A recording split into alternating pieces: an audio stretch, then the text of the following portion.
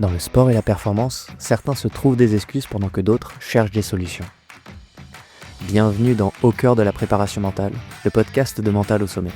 Je m'appelle Louis Korn, préparateur mental pour sportifs de haut niveau, et ici je te fais entrer dans de véritables séances, de vraies histoires comme tu ne les as jamais entendues. À chaque épisode, je t'emmène avec moi dans une prise de conscience et une leçon mentale qui peut transformer ta manière de performer. Mon objectif ? T'aider à devenir plus stable et plus solide mentalement quand la pression monte. C'est ton rendez-vous pour comprendre comment fonctionne ton mental et t'inspirer du vécu d'autres athlètes. Installe-toi confortablement, c'est parti. Salut, et merci d'écouter ce nouvel épisode. Aujourd'hui, j'ai envie de te parler de la différence entre les sports que j'appelle continus et les sports non continus. Et surtout, de la manière dont on devrait réellement comprendre la concentration dans les sports non continus. Parce que j'entends très souvent que pour performer, un athlète doit être concentré à 100% tout le temps. Que la concentration serait une sorte d'état constant à maintenir du début à la fin d'un match. Et ce discours, il m'embête de plus en plus. Parce que plus j'accompagne des athlètes, plus je suis convaincu que cette idée est non seulement fausse, mais parfois même contre-productive. Parce que pour moi, le niveau d'attention n'a pas vocation à être constant. Il doit varier. Et parce que le problème n'est pas de se déconcentrer. Le vrai problème, c'est de ne pas savoir quand et comment se reconcentrer. Bon, pour commencer, il est important de distinguer ces deux grandes familles de sports du point de vue attentionnel. D'un côté, il y a les sports continus, comme la course à pied, le cyclisme ou la natation. Dans ces disciplines, l'action est ininterrompue. L'athlète est engagé en continu dans l'effort. Et la concentration doit être relativement stable et prolongée dans le temps, mais le niveau attentionnel requis est plutôt bas. Le défi mental principal ici, c'est de tenir. Tenir l'effort, tenir l'attention, tenir la régularité malgré la fatigue. Dans ces sports-là, parler d'une concentration longue durée a donc du sens. Mais de l'autre côté, il y a les sports non continus, comme le tennis, le golf, le football ou même le basket. Ici, l'action est fractionnée. Il y a des temps forts et il y a des temps faibles. Et pourtant, j'entends souvent des coachs demander aux athlètes d'être concentrés tout le temps. Donc je me suis posé un instant et je me suis demandé mais pourquoi ? Et surtout, sur quoi on devrait se concentrer exactement quand il ne se passe rien ? Prenons le tennis par exemple. Sur un match d'environ 1h30, le temps réel de jeu est en moyenne de 10 à 15 minutes. Le reste du temps, le joueur ou la joueuse marche, souffle, pense, observe. Donc vouloir être concentré à 100% pendant toute la durée du match, est-ce que c'est vraiment réaliste ? En y réfléchissant et en faisant mes recherches sur la concentration, le focus et le contrôle attentionnel, pour moi, la réponse est non. Parce qu'en fait, le cerveau n'est pas fait pour maintenir une attention maximale en continu. Le niveau d'attention fluctue naturellement et doit fluctuer. Le relâchement n'est donc pas un problème, il fait partie du fonctionnement normal. Ce qui pose problème, par contre, c'est quand l'athlète ne sait pas ajuster son niveau d'attention en fonction de la situation. Je vais te donner un exemple très concret. La dernière fois, j'ai fait une séance avec une joueuse de tennis que je vais appeler ici Jeanne. Jeanne, elle est top 100 junior, elle est très engagée, très exigeante et très professionnelle. Mais en discutant avec Jeanne, je me rends compte qu'elle a une croyance très forte qui est que si elle n'est pas tout le temps à 100%, c'est qu'elle fait mal les choses. Elle veut donc rester concentrée en permanence. Elle se force, même mentalement, entre les points. Et elle ne s'autorise aucun relâchement. Résultat, plus le match avance, plus elle se fatigue mentalement, plus elle devient tendue, et plus il est difficile pour elle de se reconcentrer sur les points importants. Pas parce qu'elle manque de sérieux, mais parce qu'elle ne laisse jamais la possibilité à son attention de redescendre, et donc à son cerveau de se reposer. Un point fondamental que je lui ai donc expliqué, c'est que le niveau d'attention doit varier. Il y a des moments où l'attention doit être très élevée et d'autres où elle peut et doit redescendre. Chercher à maintenir un niveau d'attention maximal tout le temps, c'est comme conduire une voiture pied au plancher pendant tout le trajet. En fait, tu vas cramer ton essence beaucoup plus rapidement que si tu doses sur l'accélérateur. Mais juste ici, je veux ajouter une nuance essentielle. Quand un athlète est dans un véritable état de flow, quand tout est fluide, automatique, aligné, il ne faut surtout pas chercher à contrôler son attention. Dans ces moments-là, faut juste surfer la vague.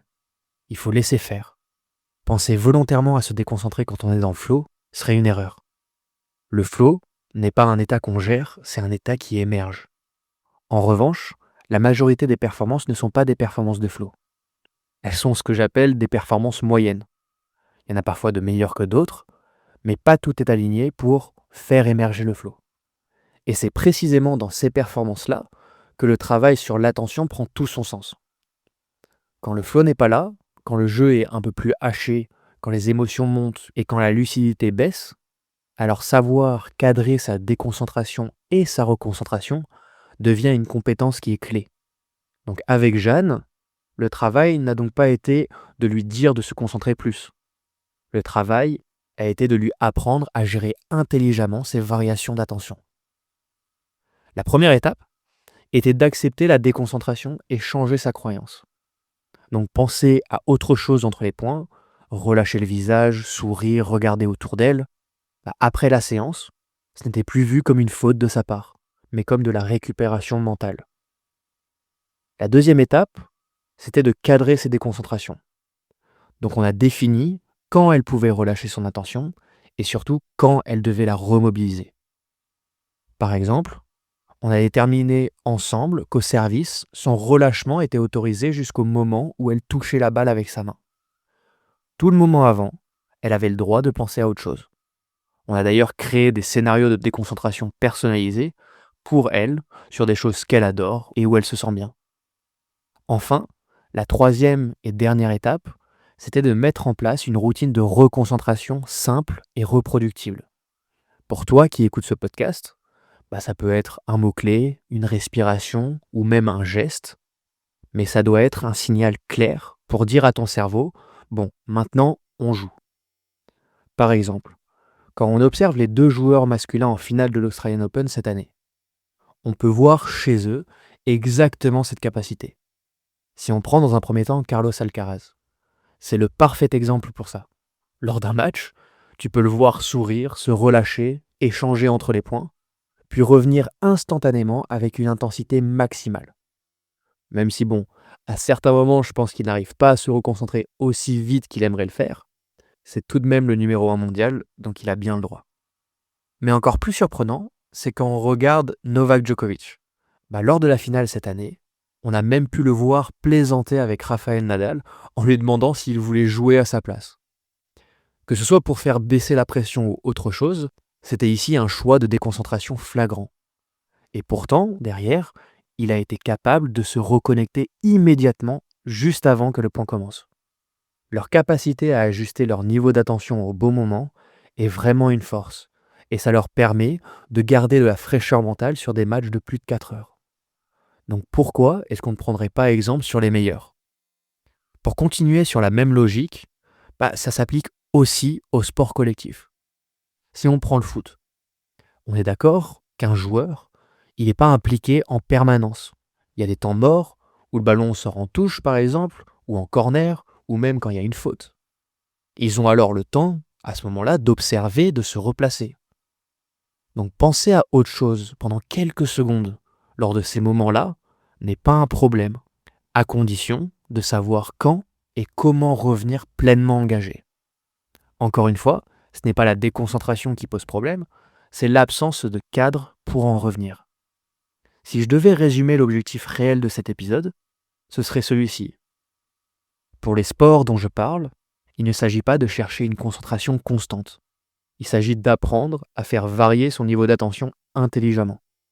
Savoir quand laisser redescendre, savoir quand remonter, et savoir ne rien contrôler aussi quand le flow est là. C'est exactement ce qui permet plus de stabilité, plus de lucidité et plus de performance dans la durée. Pour conclure, j'aimerais te laisser avec cette idée. Dans les sports non continus, le relâchement, il est normal. La variation du niveau de l'attention est même nécessaire et la reconcentration est une compétence d'élite. La vraie question n'est donc pas de comment rester concentré tout le temps, mais plutôt de comment ajuster son niveau d'attention et revenir pleinement présent quand la situation l'exige. Donc merci d'avoir écouté ce 5e épisode. N'hésite pas à le liker et à commenter ce que tu en as pensé. Tu peux me dire si tu es d'accord ou non avec ce dont je t'ai parlé, et je serai ravi d'en discuter avec toi. Et moi, je te dis à bientôt pour un prochain épisode. Merci d'avoir écouté Au cœur de la préparation mentale.